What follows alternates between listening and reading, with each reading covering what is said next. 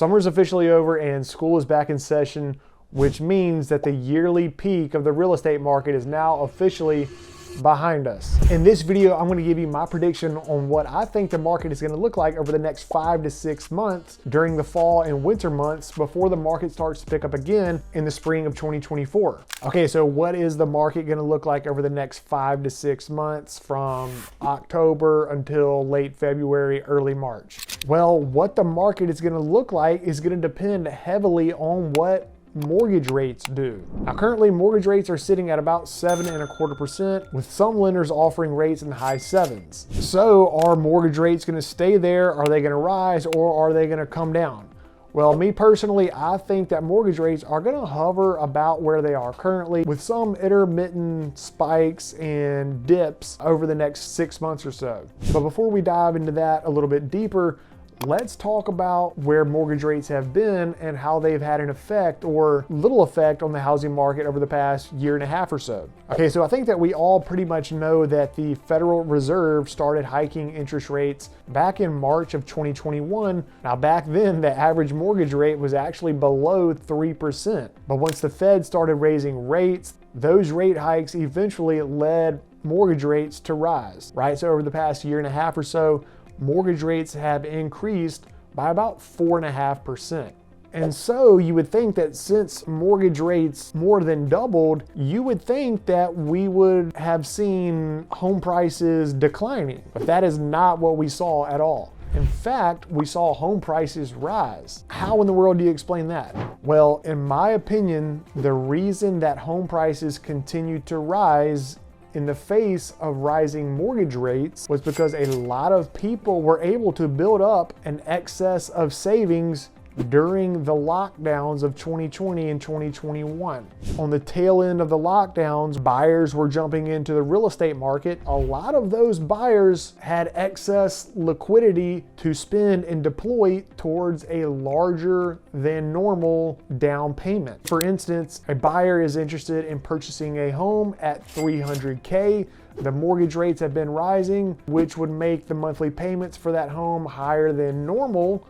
But since this buyer has a large chunk to put down on a down payment, they can bring their overall mortgage balance down, which is going to offset the rising interest rate, which is going to keep their monthly payment at about what it would have been had they not had a large down payment, but had a lower interest rate, which kept the housing market rocking along, business as usual.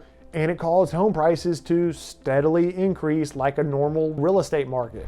But we are now far away from the end of the lockdowns, and most Americans don't have nearly as much money saved as they once did about a year and a half ago. And up until now, mortgage rates really haven't had much of an effect on buyers because of that large down payment. But since most Americans don't have, a lot of money to put towards a down payment, a lot of buyers are really going to start feeling the pain of these higher interest rates, which I believe will cause home prices to decline pretty much across the board. There is one category of homes where I don't think that we will see really any price declines at all. And we'll go into that later on here in the video. But I definitely do think that we will see overall over the next 5 to 6 months, I think that we will certainly see some noticeable, if not significant, price cuts across the board. In the category of homes that I think we will see the most significant price cuts on are going to be the homes that look like they were built during the 70s and 80s. If you've been keeping up with the Pensacola real estate market at all and checking out some of the homes that are available out there on Zillow, you know that there are quite a bit of homes out there for sale on the market that are still rocking the wood paneling on the walls, the parquet floors, and basically they look like the home from the Brady Bunch. And the fact of the matter is that those homes, they should not have been able to get away with such high prices over the past 2 years or so, but there was just such a severe lack of inventory. If you wanted to live in a certain area, you really didn't have too many other options. But now I think that mortgage rates are at a point to where buyers are gonna think and have a gut feeling of, yeah, there's no way I'm buying this house that needs all of these updates, especially if I'm gonna have to get a mortgage at 7.25%, 7.5%. I just can't afford to buy this type of a product for this price. It's just not worth it. Okay, so those are the types of homes where I think we will see the biggest cuts first and foremost. And then the next category of homes that I think we will start to see some noticeable but smaller price cuts are going to be the homes that look like they were built in the late 90s, early 2000s. And the third category of homes that I think we will see some price cuts in are going to be homes that were built within the past 10 years or so, right? Like if your home was built in 2013, that means that the roof is 10 years old. And if you haven't heard already, insurance is kind of crazy here in Florida, right? And so like a lot of homes that were built in the 2000 teens, a lot of the major systems are kind of coming towards the end of their reasonable lifespan, right? Like water heaters, HVAC units, roofs. And so if a buyer is looking at a home that was built in 2013, 14, 15, 16, the next most kind of comparable home to that is going to be new construction homes, right? And so I think that a lot of homes that were built in the 2000 teens, I think we will see some price cuts on those homes because those sellers are mainly competing with new construction homes. And speaking of new construction, let's talk about it. In my opinion, new construction homes are the hottest thing on the market right now, and they make the most sense financially for a buyer who is using financing to go after. And here's why. Most builders have an in-house lending team where they are able to offer rates that are usually about 1% to 1.5% lower than what traditional lenders are able to offer. So if the traditional lender is offering a 30-year fixed rate mortgage at 7.25%, generally speaking, a builder's in-house lending team is able to offer rates around 6%.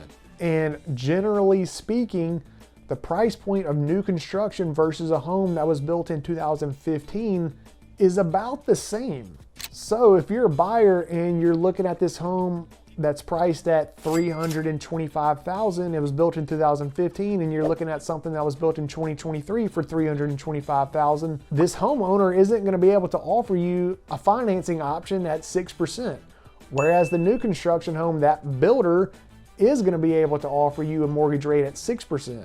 And of course, the mortgage payment on the home at $325K at 6% is going to be lower than this other home. Plus, this home is brand new, which should save you money over the next 10 years because you're not gonna have all of these updating or maintenance expenditures, right? Like if the home was built in 2015, let's say that, you were able to get insurance, no problem. I guarantee you over the next 10 years, at some point, your insurance agent is gonna call you and tell you, hey, you need to replace the roof on your home, right? Whereas over here for the new construction home, the odds of that happening aren't nearly as high compared to if you bought the home that was built in 2015, right? And not only that, we're talking HVAC units, hot water heaters. In the next 10 years, the 2015 home is probably gonna need to have some cosmetic updating, interior paint. Maybe there's carpet in the bedrooms that's probably gonna need to be pulled up and replaced. And so all that being said, you can see how the new construction home just makes way more sense financially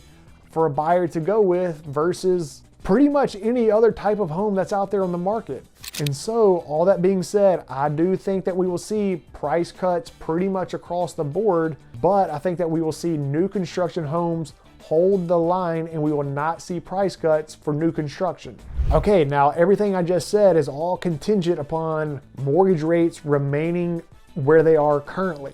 And me personally, like I said earlier in the video, I think that mortgage rates are gonna stay the same, with some ups and downs over the next 5 to 6 months. I definitely do not think that we will see significant dips in mortgage rates, as in like below 6.5%. If we were to see mortgage rates below 6.5%, I think the only way that that would happen is if we saw some sort of major action taken by the Federal Reserve in order to manipulate the market in the form of buying up a whole lot of US Treasury bonds. And I think that they are certainly capable of doing that, but to what degree? They've already said that they are wanting to bring down the inflation, especially in the shelter and services category. And so the Federal Reserve coming in, printing a bunch of money, buying a bunch of debt in order to bring mortgage rates down, that would go against their game plan. Okay, so I don't think that we're gonna see mortgage rates decline. So do I think that we will see mortgage rates rise? I don't foresee that happening.